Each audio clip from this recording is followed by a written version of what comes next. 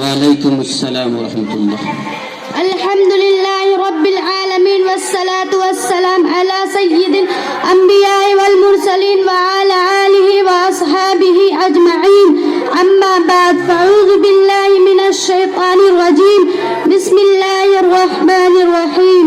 وأنتم الأعلون إن كنتم مؤمنين. صدق الله العظيم. ومعزز زمانے میں مسلمان ہو کر ومعزز زمانے میں مسلمان ہو کر اور ہم خوار ہوئے تاریخ قرآن ہو کر محترم بزرگوں اور میری پیاری پردہ نشی ماں اور بہنوں، آج میری گفتگو کا موضوع ہے مسلمانوں کی تباہی اور اس کا علاج. آئے اس موضوع کی تحت ہم اپنے شاندار ماضی پر ایک نظر ڈال کر مستقبل کی تعمیر و ترقی کے سامان تلاش کریں. قرآن کریم میں رب ذوالجلال کا ارشاد ہے وَأَنْتُمُ الْأَعْلَوْنَ إِن كُنتُم مُؤْمِنِينَ کہ تمہیں سر بلند ہوگے اگر تم مومن ہو. یہ ارشاد باری ہمارے پورے تاریخ کا اختصار ہے اور اسی میں ہمارے ترقی کا راز مضمر ہے. تاریخ کے سینکڑوں واقعات یہ بتانے کے لیے کافی ہے کہ جب بھی ہمارا رشتہ اللہ تعالیٰ اس کے دین سے مضبوط رہا، سربلندی و کامیابی میں ہمارے قدم چومے، اور جب کبھی اس رشتے میں کسی قسم کی کمزوری آئی، عزت و عرفات آسمان کے ذلت و پستی کے غار میں جا گرے.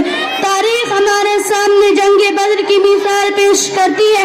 جنگ بدر کی کامیابی صرف اسی رشتے کی مضبوطی بنیاد پر ہوئی، ورنہ اگر کامیابی ہوتی تو صرف کفار مکہ کو، کیونکہ کفار مکہ تقریباً 1000 تھے، بڑے جوش و خروش کے ساتھ تھے. ان کے پاس 700 اونٹ اور 200 گھوڑے، سب کے پاس تلوار اور دیگر جنگی ہتھیار موجود تھے. ادھر ابو جہل، عتبہ، شیبہ، ولید، حنظلہ، عبید، حرز، امیہ ابن خلف، نفر ابن حارث، عبد المطلب جیسے شجاعت کے پیکر آزمودہ کار تھے. اور ادھر بیچارے مسلمانوں بے سر و سامان، کل تعداد 313، سواری کے لیے 2 گھوڑے اور 70 اونٹ، ایک ایک پر 3 4 آدمی سوار تھے. بعض پیدل ہی سفر کر رہے تھے. کسی کے پاس نیزہ و کمان ہے تو تلوار نہیں، کسی کے پاس تلوار ہے تو محترم بزرگوں اور میری پیاری پردہ نشی ماں اور بہنوں، جب مقام بدر پر پہنچتے ہیں تو آپ یہ دیکھتے ہیں کہ کفار مکہ بلند مقام پر خیمہ زن ہو چکے ہیں، جہاں پانی کی فراوانی ہے. بیچارے مسلمانوں کو پست اور ریتیلی زمین پر خیمہ زن ہونا پڑا.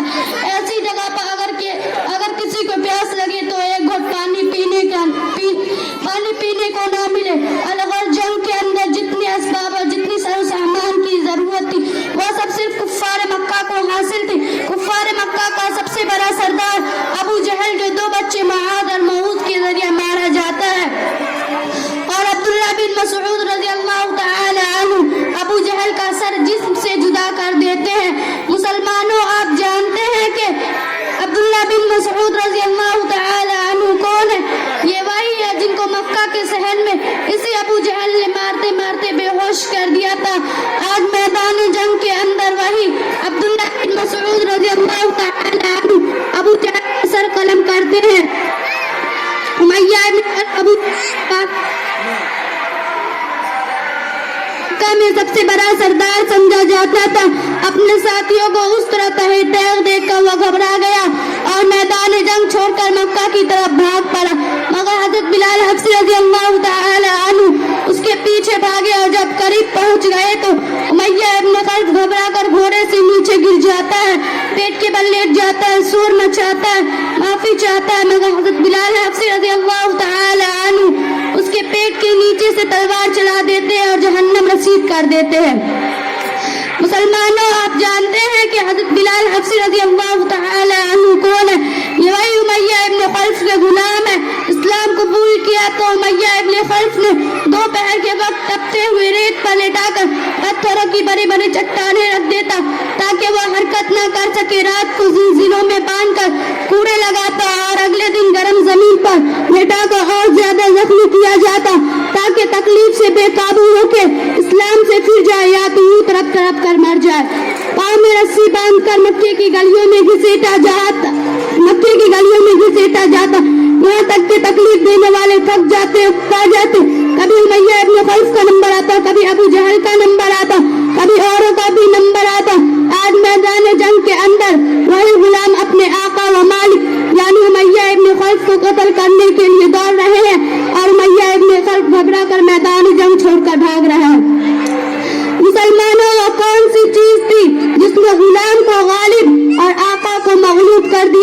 سچ فرمایا اللہ تبارک و تعالی نے وَأَنْتُمُ الْأَعْلَوْنَ إِن كُنتُم مُؤْمِنِينَ کہ تمہیں سربلند ہوگا بشرطہ کہ تم سچے پکے مسلمان ہو. وما علینا الا البلاغ. السلام علیکم ورحمۃ اللہ وبرکاتہ.